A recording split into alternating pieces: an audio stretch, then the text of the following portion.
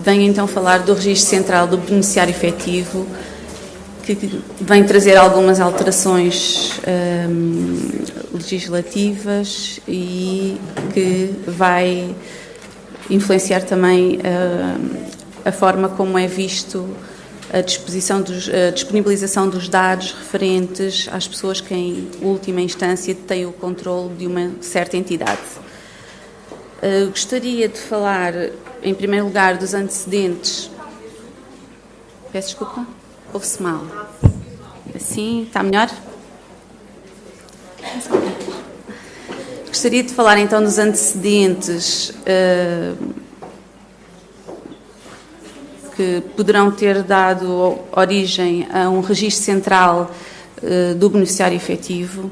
São eles, então, a atividade do GAFI, que é o Grupo de Ação Financeira Internacional, que com as suas recomendações e as suas, portanto, publicações, tem vindo a criar regras de prevenção e combate ao branqueamento de capitais. E uma das atuais consequências é mesmo a avaliação que Portugal está a ser alvo por parte deste grupo internacional. A nossa avaliação terminará em novembro e até ao momento todo o sistema português foi revisto por um conjunto de avaliadores de vários países que tecerão conclusões sobre o nosso sistema. O relatório que surgirá ainda está em discussão e será publicado talvez no final do ano, início do próximo ano. Para quem tiver depois curiosidade, o site do GAFI é esse que eu indico, não sei se conseguem ver, está uma cor laranja. Tem lá outros relatórios de avaliação mútua, porque Portugal, fazendo parte deste grupo, também faz avaliações a outros países. Para além do Grupo de Ação Financeira, foi criada a Comissão de Coordenação de Políticas de Prevenção e Combate ao Branqueamento de Capitais e ao Financiamento ao Terrorismo. Falta lá terrorismo. Não, aqui está certo.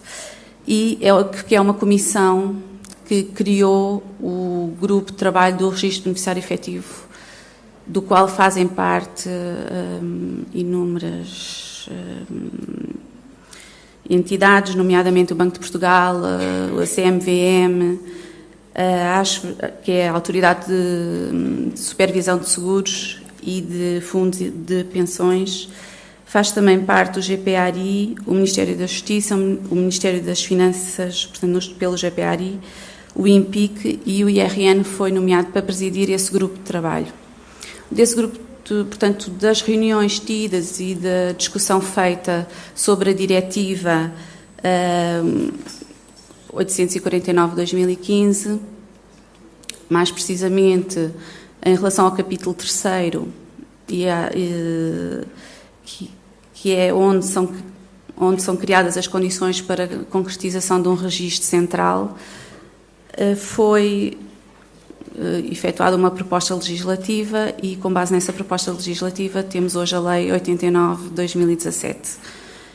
O grupo de trabalho, para além dessa proposta legislativa que já está publicada, tem também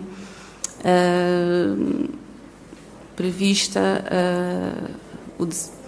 a discussão da parte de regulamentação do registro beneficiário efetivo, que ainda não está publicada. Portanto, temos mais ou menos 90 dias após a publicação desta Lei 89 para publicar então a tal regulamentação que vai definir todos os pontos que não ficaram fixados na Lei 89.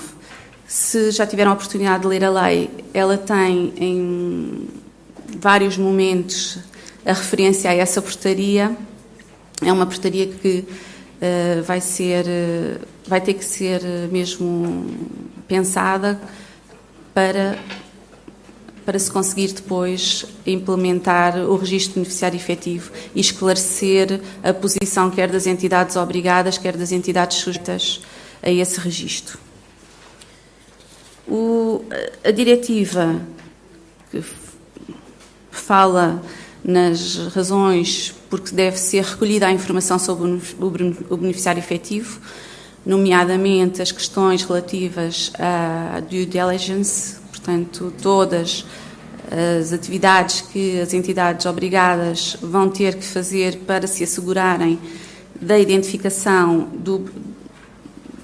portanto, da pessoa última que detém o controle sobre determinada entidade e define a qualidade de beneficiário efetivo.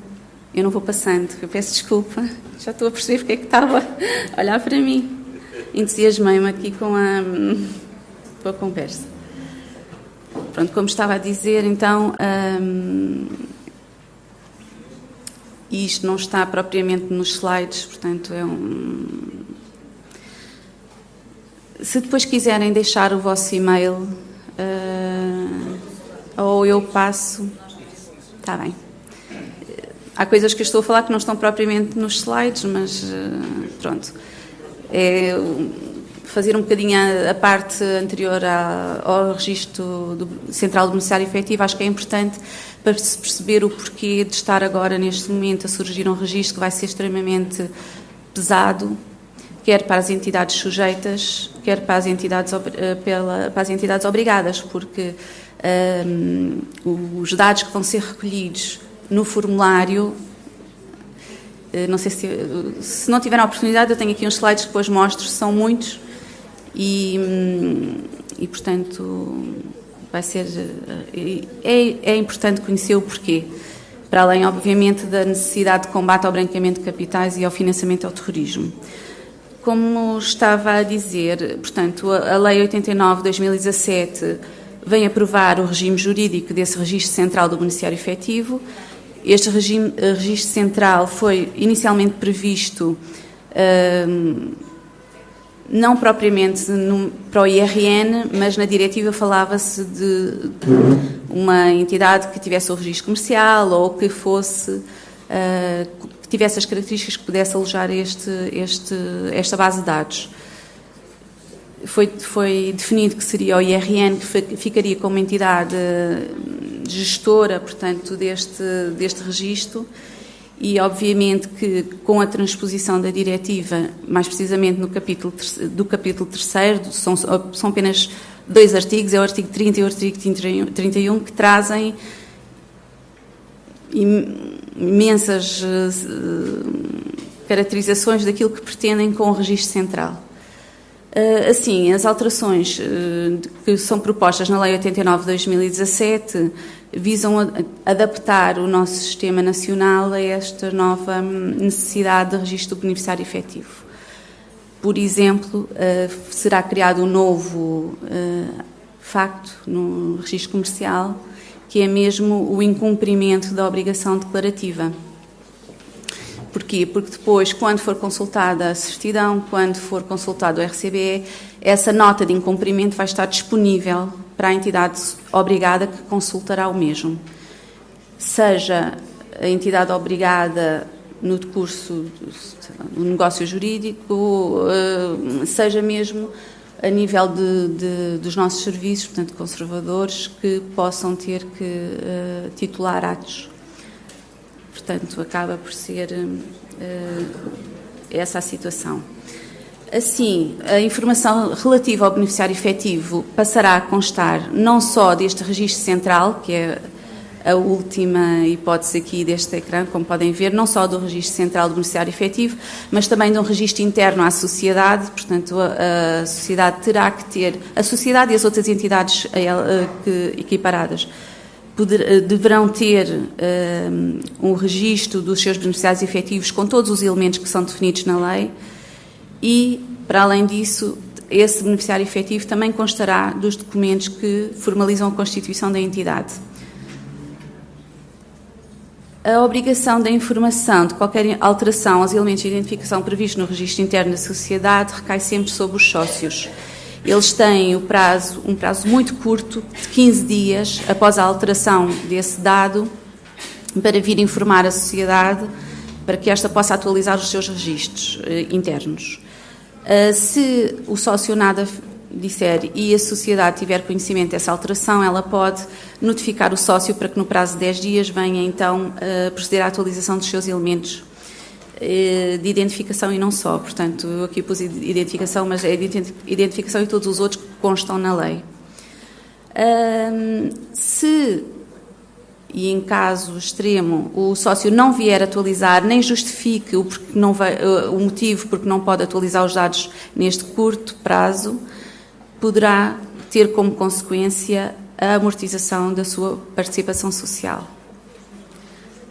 Se, no caso contrário, portanto, já não no lado do sócio, se a sociedade não cumprir ela a sua obrigação de comunicação ao Registro Central do Beneficiário Efetivo da alteração destes dados que lhe foram comunicados pelo sócio ou depende se não for sociedade, poderá ser o acionista, se for sociedade, peço desculpa, se for sociedade por cotas, poderá ser um acionista ou outro.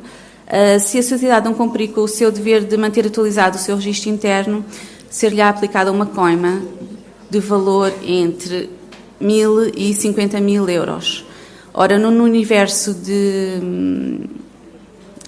empresarial português, este valor, e isto é uma opinião pessoal, é um valor muito elevado e que vai trazer, também ainda não foi definido quem é que fará esta verificação, portanto, não sei se a ASAI ou outra entidade que fará a verificação da existência ou não destes registros internos às entidades, mas o que é certo é que a coima é bastante alta. Em relação ao Registro Central do Beneficiário Efetivo, poderíamos esclarecer que então que esta será uma base de dados. Esses dados deverão ter informação suficiente, exata e atual. Esta definição suficiente, exata e atual vem já da diretiva. Portanto, a diretiva exige que todos os dados que estejam na base de dados cumpram estes requisitos, o que é bastante complicado, porque, por um lado, põem-se prazos curtos para a atualização da informação. Por outro lado, é uma declaração. Portanto, o exato é complicado de aferir, porque à entrada dos dados faz-se portanto, disponibiliza-se um formulário que é preenchido pelo declarante. Atual, a parte de ser ou não atual, prende-se também com os momentos em que é pedida a atualização da informação, mas também com a necessidade de uma confirmação anual da informação já declarada. Esta base de dados terá então informação sobre pessoas coletivas e centros de interesses coletivos sem personalidade jurídica, assim como aqui os fundos fiduciários poderão incluir outros centros de interesses coletivos sem personalidade jurídica com a estrutura similar a estes fundos. Portanto, este âmbito de aplicação do RCBE está previsto no artigo 3º, no entanto, no artigo 4º, que prevê o âmbito de exclusão da aplicação da sujeição ao RCBE, vem a questão dos condomínios, e os condomínios vêm aí com uma ressalva, ou seja, eles só são excluídos se reunirem as condições indicadas. Não reunindo essas condições, eles estão excluídos, senão deverão estar incluídos.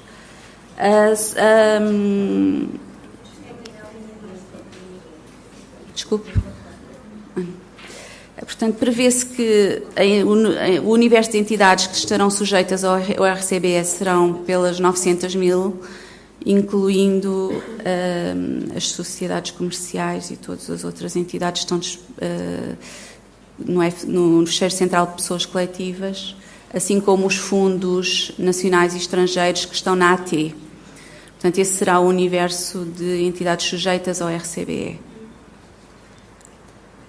Vai ser uma base de dados gigantesca, tendo em conta que cada uma destas entidades terá que fazer uma declaração inicial, uma declaração de atualização sempre que ocorra alguma alteração portanto, aos dados que estão declarados e uma confirmação anual após a qual eles ou vêm dizer que está tudo igual ao que tinha sido declarado previamente, ou podem também aí atualizar os dados se não passar os 15 dias ou os 30 dias, peço desculpa, previstos para a atualização do RCBE. As pessoas que podem vir então declarar ao RCBE os dados previstos são os membros dos órgãos de administração das sociedades ou as pessoas que desempenham funções equivalentes, o administrador fiduciário, o administrador de direito ou de facto, os membros fundadores de pessoas coletivas através de procedimentos especiais de constituição imediata ou online, os advogados, notários e solicitadores. Aí estes presume-se que tenham legitimidade, portanto a declaração não, no momento inicial, não ficaria sujeita depois à verificação da legitimidade, enquanto que, porque se autenticarão com os seus certificados profissionais, e também os contabilistas certificados, mas apenas na decorrência da declaração de início de atividade, junto da AT, ou quando estiver associado ao cumprimento da obrigação de entrega da informação empresarial simplificada. A declaração do beneficiário efetivo deve conter informação relevante sobre a entidade sujeita ao RCBE, aquelas que estão previstas no artigo 3º e também a situação dos condomínios excepcionados no artigo 4º, a identificação dos titulares do capital social, incluindo a discriminação das participações sociais, a identificação dos gerentes, dos administradores ou de quem exerce a gestão ou a administração da entidade sujeita ao RCBE. Para além destes, obviamente, o beneficiário efetivo e o declarante que presta a declaração naquele momento. Portanto, em cada alteração que se faça, o declarante poderá ser o mesmo ou outro. No caso dos fundos e outros centros de interesse coletivo e similares, têm legitimidade, então, terão informação relativa ao fundador, ao instituidor, ao administrador ou administradores fiduciários e seus substitutos, quando pessoas singulares, os representantes legais do administrador ou administrador fiduciários, quando pessoas coletivas, o curador, se for aplicável, os beneficiários e os seus substitutos e qualquer outra pessoa que exerça o controle efetivo. A definição, eu vou fazer aqui um pequeno à parte, não querendo, são alguns diapositivos, mas pronto, não querendo alongar muito, a definição de beneficiário efetivo constante na diretiva e na lei 83 ajuda a compreender depois também aqui a parte do interesse do controle efetivo da entidade. Para além disso, nesses diplomas também existe a definição do que é que se entende por controle efetivo, que ajudará também a compreender como é que será preenchido depois o formulário. Então, resumindo, as entidades que terão que participar no RCBE será obviamente o IRN enquanto entidade gestora, não só enquanto entidade gestora, mas também porque existirá o pedido assistido, no qual, no decurso de um pedido de registro ou de um procedimento, por exemplo, dos serviços na hora, portanto, poderá ter que fazer o acompanhamento do preenchimento da declaração, recebendo a informação do declarante que se encontra à sua frente.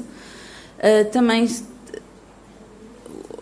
é importante referir o beneficiário efetivo, como é óbvio, que é o alvo essencial deste registro, a entidade obrigada que consultará a informação que precisa no decurso dos deveres de diligência e as autoridades competentes, quando promovam investigação ou precisem de consultar o registro para esclarecer alguma situação para a qual tenham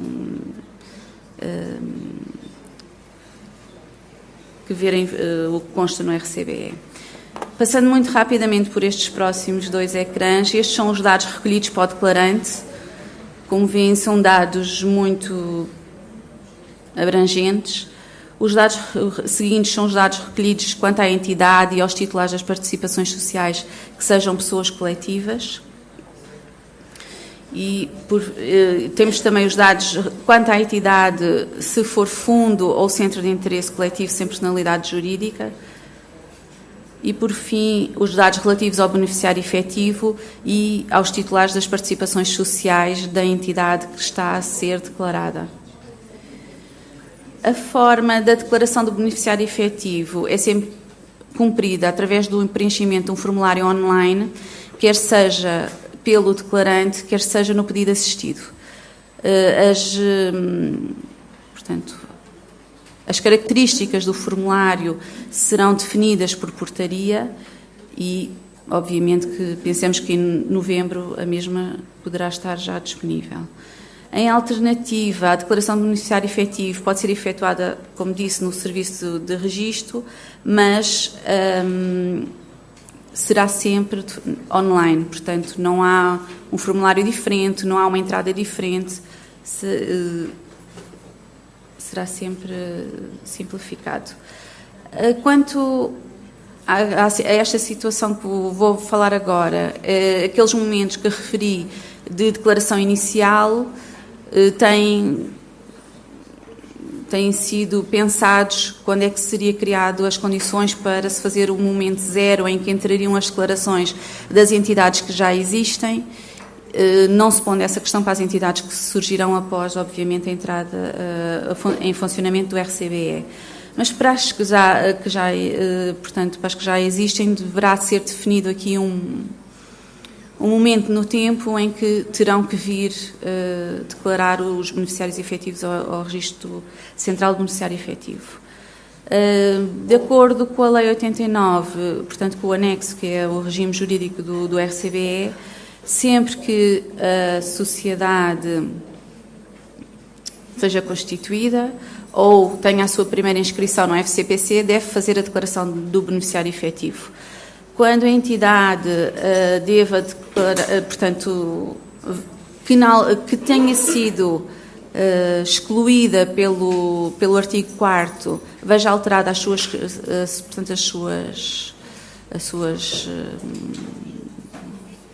falta uma palavra, circunstâncias, ela tem que vir também nesse momento declarar o beneficiário efetivo no RCBE.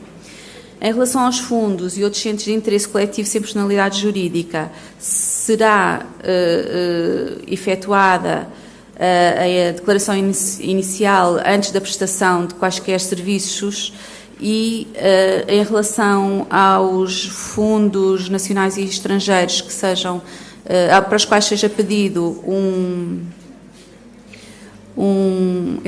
eu vou tentar ser rápida, para os quais tenha sido pedido o número de identificação fiscal NAT, eles também devem depois promover portanto, a declaração no RCBE.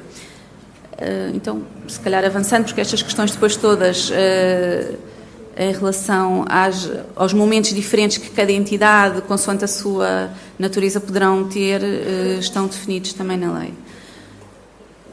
Existe depois, então, como tinha referido, a declaração de atualização anual, da declaração de atualização da informação, sempre que ocorra uma alteração aos dados que estão registados, e neste caso as entidades têm 30 dias para vir atualizar os seus dados no RCBE. Para além desta atualização, existe uma declaração anual da informação, que é chamada confirmação anual, em que o beneficiário efetivo pode apenas vir dizer que se mantém tudo o que tinha para trás, conseguindo então assim garantir que a informação que dispomos está de acordo com aquelas 3 palavras que referi no início e cumprir então o especificado na lei e na diretiva. As entidades que devam apresentar informação empresarial simplificada efetuam a declaração anual juntamente com aquela. Prevê-se alguns constrangimentos técnicos, mas estamos a tentar ver como é que se pode resolver a situação, mas a realidade é que o legislador previu que estas entidades pudessem fazer tudo na mesma sequência, ou seja, no momento em que vão fazerem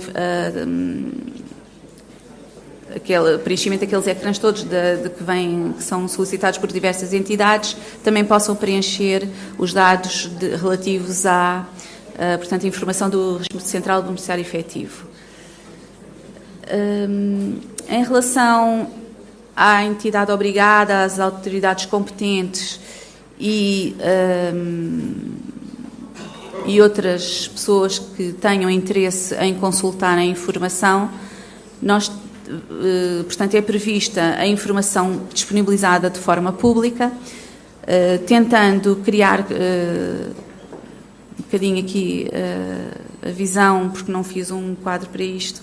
A informação pública é uma informação mais reduzida sobre a entidade, sobre os seus beneficiários efetivos, e exclui a maior parte dos dados sensíveis. Os acessos pelas entidades obrigadas é um acesso mais alargado que dê para cumprir as obrigações em relação aos deveres de diligência. Os acessos pelas autoridades competentes são acessos mais alargados, uma vez que visam a investigação e portanto, a prevenção e o combate ao branqueamento de capitais. Irá existir a possibilidade de ser retificada oficiosamente a declaração que foi feita, no entanto, são situações muito restritas e que serão, portanto, definidas em relação à declaração. A retificação também pode ser efetuada com base em decisão judicial transitada em julgado. Todas as inexatidões e desconformidades com o RCBE são passíveis de ser comunicadas quer pela própria entidade, quer por pessoas indicadas como beneficiários efetivos, por autoridades que persigam fins de investigação criminal, autoridades de supervisão e fiscalização, e como a UIF e a AT, e as entidades obrigadas. Todas estas comunicações de inexatidões deverão ser analisadas no IRN, portanto, pelo gestor. No entanto, sempre que for pessoa diferente da entidade sujeita a vir comunicar uma inexatidão, será comunicada a essa entidade que foi efetuada a comunicação. Pronto, não sei. Existe uma tentativa de... Eu vou tentar então ser rápida. Eu tinha muito mais slides, foi iluminante. Mas em relação a toda esta informação do RCBE, existe uma preocupação de proteção de dados que vai ser um pouco difícil de gerir, porque são recolhidos muitos dados pessoais e, ao mesmo tempo, pressupõe-se que haja uma proteção acrescida para defender, obviamente, o detentor desses dados. Pronto. Então, posso terminar assim? Posso terminar assim? Não sei.